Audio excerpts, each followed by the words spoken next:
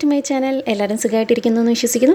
അപ്പോൾ ഇന്ന് ഞാൻ വന്നിരിക്കുന്ന ഒരു ഇൻസ്പയർഡ് റെസിപ്പി വ്ളോഗുമായിട്ടാണ് കേട്ടോ. അപ്പോൾ കഴിഞ്ഞ ദിവസമാണ് ഞാൻ ഈ പേളിമാണിയുടെ ഗ്രാൻഡ്മ ഉണ്ടാക്കുന്ന ആ ഒരു ഫിഷ് മോളി കണ്ടത്. അപ്പോൾ എല്ലാവരും തന്നെ ഇപ്പോൾ കണ്ടിട്ടുണ്ടാവും ആ ഒരു വീഡിയോ അല്ലേ. വളരെ നല്ല രസകരമായിട്ടുള്ളൊരു വീഡിയോ ആയിരുന്നു അത്.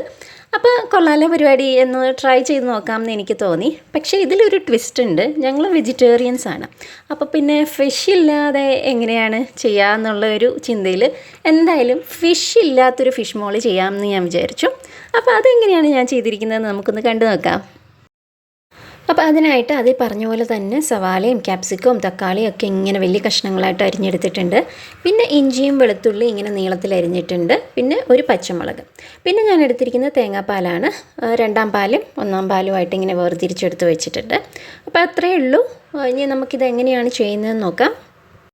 ഞാനിന്നിവിടെ എടുത്തിരിക്കുന്നത് ഒരു സ്റ്റെയിൻലെസ് സ്റ്റീലിൻ്റെ കടായാണ്. അപ്പോൾ അടികട്ടിയുള്ള ഏതെങ്കിലും ഒരു പാത്രം എടുത്താൽ മതി.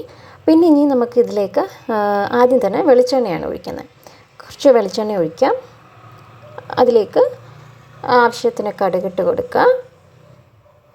കടുക് പൊട്ടിയതിന് ശേഷം അതിലേക്ക് ഇഞ്ചി, വെളുത്തുള്ളി, പച്ചമുളക്, സവാള അരിഞ്ഞത്, ക്യാപ്സിക്കം എല്ലാം കൂടെ ചേർത്ത് കൊടുക്കാം. ഇനി ഇതൊന്ന് വാടാനായിട്ട് അതിലേക്ക് കുറച്ച് ഉപ്പ് ചേർത്ത് ഒന്ന് ഇളക്കി കൊടുക്കാം. അതൊന്ന് വാടുമ്പോഴത്തേനും അതിലേക്ക് തക്കാളിയും ചേർത്ത് കൂട്ടത്തിൽ മഞ്ഞൾപ്പൊടി, മുളക് പൊടി, മല്ലിപ്പൊടി എല്ലാം ചേർത്ത് ഒന്ന് ഇളക്കി അടച്ചു വയ്ക്കാം. അപ്പോൾ തക്കാളിയും കൂടി ഒന്ന് വാടി വന്നതിന് ശേഷം അതിലേക്ക് രണ്ടാം പാൽ ചേർത്ത് കൊടുക്കാം. ഇനി ആ ഒരു പാലിൽ കിടന്ന് കുറച്ച് നേരം ഒന്ന് ലോ ഫ്ലെയിമിൽ ഒന്ന് വെന്ത് കുറുകി വരട്ടെ.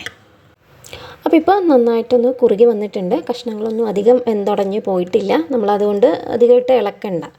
അപ്പോൾ ഇപ്പോൾ കറക്റ്റായിട്ട് ഇരിപ്പുണ്ട്. ഇനി നമുക്ക് അവസാനമായിട്ട് ഇതിലേക്ക് ഒരു തിക്ക് പാൽ, ഒന്നാം പാലുണ്ടല്ലോ, ആ ഒരു പാലും കൂടെ ചേർത്ത് തീ ഓഫ് ചെയ്യാം. അധികം തിളയ്ക്കേണ്ട. അതിന് ശേഷം ഒന്ന് ചൂടായാൽ മതി. അപ്പോൾ അത്രയേ ഉള്ളൂ നമ്മുടെ ഫിഷ് ഇല്ലാത്ത ഫിഷ് മോളി. അപ്പോൾ ഇതൊരു കുറച്ച് ലൂസായിട്ടുള്ള ഒരു കറിയാണ്. അധികം കൊഴുത്തിരിക്കുന്ന ഒരു കറിയല്ല. പക്ഷേ നമ്മൾ വെജിറ്റേറിയൻസിന് ഇതിൽ പനീറോ മഷ്റൂമോ ഒക്കെ ആഡ് ചെയ്തൊന്ന് ട്രൈ ചെയ്ത് നോക്കാവുന്നതാണ്. നല്ല തേങ്ങാപ്പാലിൻ്റെ രുചിയൊക്കെ ഉള്ള ഒരു നല്ല കറിയാണ്. അപ്പം അപ്പത്തിൻ്റെ കൂടെയോ ചപ്പാത്തിയുടെ കൂടെയോ ഇടിയപ്പത്തിൻ്റെ കൂടെയോ ഒക്കെ ട്രൈ ചെയ്യാൻ പറ്റിയ ഒരു കറിയാണ്. അപ്പോൾ എല്ലാവരും ഇതൊന്ന് ട്രൈ ചെയ്ത് നോക്കുക. ഫീഡ്ബാക്ക് കമൻറ്റിലൂടെ അറിയിക്കാം. അപ്പോൾ എൻ്റെ ഈ ഒരു വീഡിയോ ഇഷ്ടമായിട്ടുണ്ടെങ്കിൽ ലൈക്ക്, ഷെയർ ആൻഡ് സബ്സ്ക്രൈബ്. അപ്പോൾ നമുക്കിനി അടുത്ത വ്ളോഗിൽ കാണാം. അതുവരേക്കും ബൈ ബൈ. Thank you.